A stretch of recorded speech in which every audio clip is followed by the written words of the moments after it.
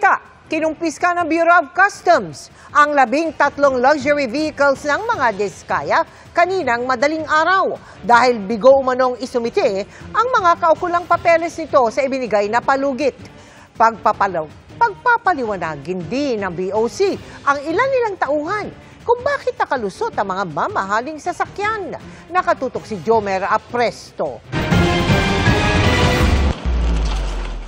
Kuha yan sa mismong compound ng St. Gerard Construction sa Pasig City mag-aalas 2 ng madaling araw kanina.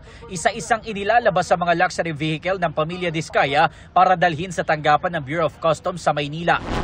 2:37 AM ng madaling araw nang isa-isa ng magdatingan dito sa tanggapan ng Bureau of Customs ang mga luxury vehicle ng pamilya Diskaya. Base sa impormasyon, 1:54 AM kanina na makaalis sa compound ng St. Gerard Construction sa Pasig City ang unang batch na mga ito. 2:43 AM naman ang dumating ang pangalawang batch na mga sasakyan. Pasado alas 5 ng umaga nang dumating ang ikatlong batch na mga luxury vehicle. Ito raw yung mga hindi umaandar kaya kinailangan pang gamitan ng tow truck. Sa kabuuan, 13 luxury vehicle na ang nasa loob ng BOC. Ano lang kami dito for security reason dahil dadalhin dito. Ang info ko dito is warrant of seizure yan kaya tapos dadalhin dito na in-issue ng Bureau of Customs. Yun lang ang information na kaya naming sabihin as of now. Isinagawa ng Customs ang warrant of seizure and detention sa 13 sasakyang walang katibayang lehitimo umano ang pagkakabili. Bigo raw maibigay ng mga Diskaya ang mga papeles na mga ito sa loob ng palugit na ibinigay ng Customs hanggang kahapon. Kasunod ng isinasagawang investigasyon sa mga sasakyan, sinabi rin ng BOC na ilang personnel nilang i-issuehan ng show cause order para maipaliwanag kung bakit nakalusot ang ilang luxury vehicle ng mga Diskaya kahit wala naman itong mga kaukulang dokumento. Para sa GMA Integrated News, Jomer Apresto, nakatutok 24 oras. Tinatayang nasa 100 milyong piso ang buwis na hindi nabayaran para sa 13 luxury vehicles ng mga Diskaya. Ayon po yan sa Bureau of Customs. At kung mapapatunayang hindi legal ang pagkakabili sa mga sasakyan, maaari itong ipasubasta. Nakatutok si Maki Pulido.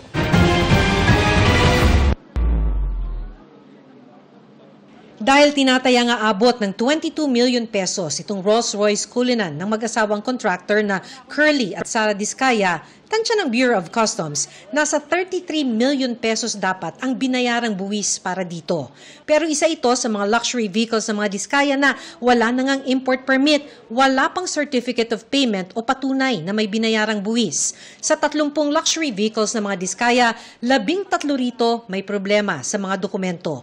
Kaya nag-issue ang Bureau of Customs ng warrant of seizure and detention. Kung hindi mapatunayan ng mga Diskaya na legal ang pagkakabili nila sa mga ito, ipasusubasta ng Customs ang mga luxury vehicles. Nag-comply sila sa pagbibigay ng mga dokumento. At tinignan namin yung mga dokumento nila, hindi kami kumbinsido na tama yung mga dokumento at tama yung mga pinagbayaran. Tinatayang nasa 100 million pesos ang halaga ng buwis na hindi nabayaran para sa 13 luxury vehicle. Hinihingan namin ng pahayag ang mga Diskaya. Ang tanong, sino ang kasabwat ng mga taga-customs kaya nakalabas sa mga sasakyan mula sa pier?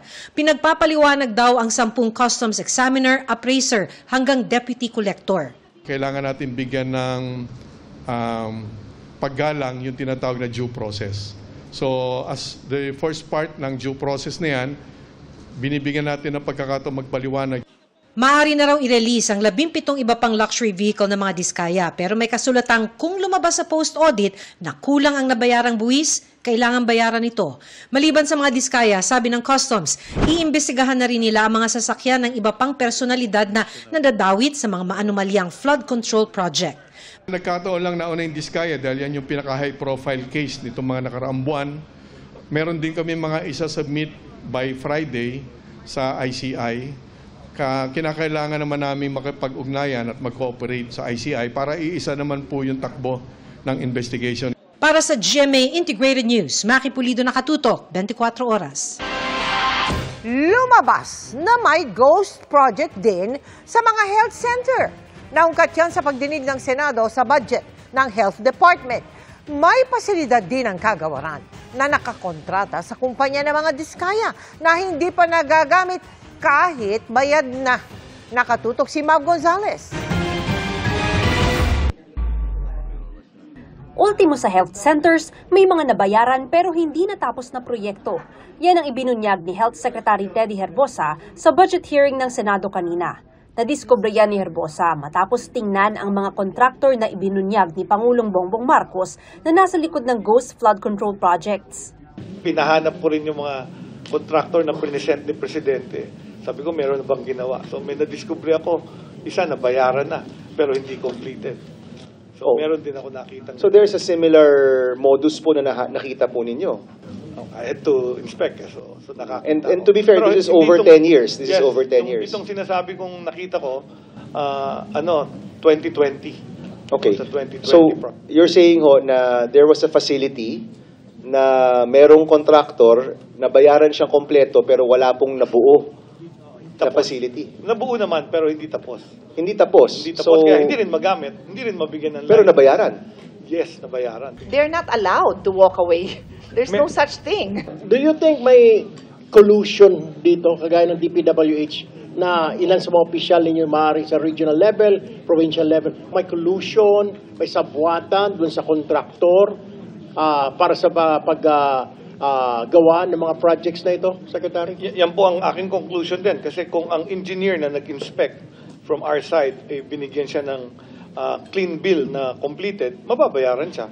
Kasi hindi naman mai-issue kung hindi bibigyan ng inspection na clearance. So, yun ang side ko na iimbestigahan ko. Bakit siya nabayaran kung hindi pa completed? Dapat yan progress billing po. Isa sa mga halos tapos na pero hindi pa rin magamit ang Mindanao Central Sanitarium sa Zamboanga na kinontrata ng Department of Health sa St. Gerard Construction na pagmamay-ari ng mga diskaya. 98% complete, pero naging idle po siya without certificate of final acceptance due to pending post-completion of punch list. So yun. Pero bayad na po ito, amounting to 133 million. Dagdag ni Senador Pia Cayetano, dalawang contractor ng DOH ay kabilang din sa top 15 contractors ng flood control projects, ang Legacy Construction at Royal Crown Monarch Construction and Supplies. Si Legacy in 2021 had a 107.5 million project and 15% completion pa lang as of now. This is for Southern Philippine Medical Center. 4 na taon na, 15% pa lang, Southern Philippine Medical Center. This is a very good hospital. Ang Royal Monarch naman, 3 proyekto ang inabandona dahil sa contract termination. Napakaliit lang naman, 3.6 million, 3 barangay health station. So kung ganun kaka-big time, I don't know kung pag-aabalahan nila yung 1.2 million, haka-haka ko lang, baka naman napasa na yan or subcontracted. Kasi 1.2 million, i-abandon pa. Tinitingnan pa ng DOH ang record nila sa mga proyektong ito. Sinisika pa naming makuha ang panig ng St. Gerard, Legacy at Royal Crown Monarch. Samantala, isiniwalat ni Senador Win Gatchalian na base sa COA report, may mga kontrata pa ang DOH na higit 11 billion pesos na hindi rin tapos. We don't get our value for money kasi nga, delayed. Sometimes, after makita mo yung delayed, when you try to fix it, mas mahal na uli kasi it's another different year na. Sama-sama nito for planning, lack of coordination, poor execution, na ipit yung 11.5 billion. Tinanong naman ni Senate Health Committee Chair Senador Risa Ontiveros ang lumabas sa pagdinig ng Kamara kahapon kaugnay sa daang-daang health centers na ginastusan ng bilyon-bilyon pero hindi nagagamit. Paliwanag ng DOH, karaniwang problema ay hindi makapag-hire ang LGUs ng mga doktor, nurse at midwives. Para sa GMA Integrated News, Mav Gonzalez, nakatutok, 24 oras. Ipinatatawag na rin sina dating House Speaker Martin Romualdez at si resigned Congressman Zaldi Co ng komisyong nag-iimbestiga sa mga proyekto kontra baha. Posible ring sunod na ipasupina si Senador Mark Villar na dating kalihim ng DPWH. Nakatutok si Joseph Moro. Ipinasabina ng Independent Commission for Infrastructure o ICI ang dalawang dating mataas na opisyal ng Kamara na isinasangkot sa maanumalyang flood control projects. Sina dating House Speaker Representative Martin Romualdez at ang nagbitiw na kongresistang si Zaldi Co, ang chairman ng House Appropriations Committee, nang ginawa ang mga insertions sa national budget para pondohan ang mga kinikwestyong proyekto. Sabi ni ICI Executive Director Attorney Brian Hosaka, maaring isunod na rin ang sabina kanina para kay Senador Mark Villar na nagsilbing Secretary ng Department of Public Works and Highways noong Duterte administration. That's a possibility, yes. Because he was a former secretary of DPWH, right? That's been brought up among the members of the commission. Oh, yes. Bukod dito, wala nang ibang ibinigay na detalye si Hosaka. Kanina humarap sa ICI si dating DPWH Undersecretary Roberto Bernardo. Sir, comment lang, dinideny ni Senator Escudero yung mga accusations niya. No need to push her. Papalabasin namin yun daw. Pero hindi siya nagsalita ng hinga ng reaksyon sa pag-deny ng mga pinangalanan niya sa Senado na humingi umano sa kanya ng mga komisyon mula sa mga proyekto ng gobyerno. Humarap rin sa ICI ngayong araw si DPWH Undersecretary Emil Sadain. At dahil closed door ang proceedings, nalalaman lamang kung ano ang nangyari sa loob kung merong nagkukwento sa labas.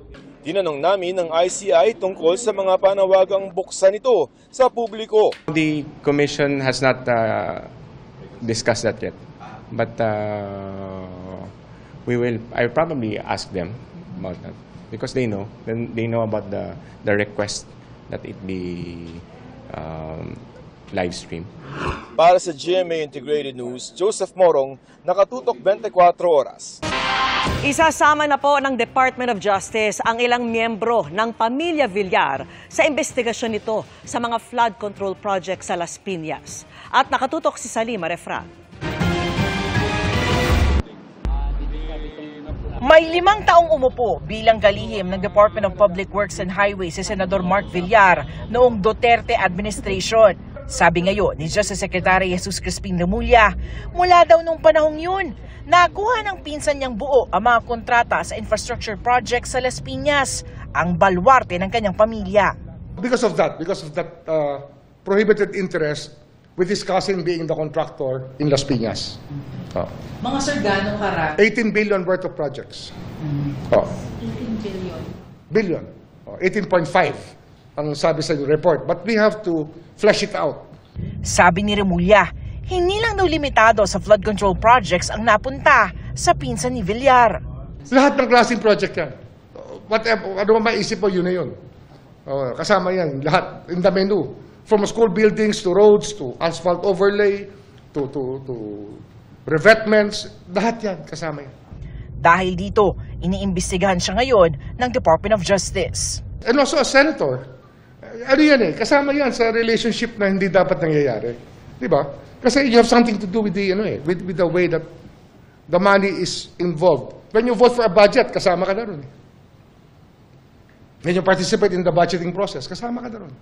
Kasama rin sa investigasyon ang kapatid ni Villar na si Senador at dating Las Piñas Representative Camille Villar, pati na ang inang si dating Senador Cynthia Villar. They're related interest. Isa lang sila interest nila. Isang relationship lang yan. Diba? Isang family lang yan. First degree of consanguinity to the 4th degree of consanguinity. Diba? Or 3rd degree pa. From Cynthia to the contractor's 3rd degree. Bahagi ang investigasyon sa mga Villar sa case build-up sa mahigit 6 na pong mga mambabatas na kontratista, dating kontratista o may relasyon sa mga kontratista. I don't know if that's known to them or it's just the impunity of it all. That people don't care anymore if it's against the law because no one's going to run after them, they think. But it's something that we have to address and we will do it. Sinusubukan ng GMA Integrated News na makuha ang panig ng mga Villar. Para sa GMA Integrated News, Salima Refran, Nakatutok, 24 Oras.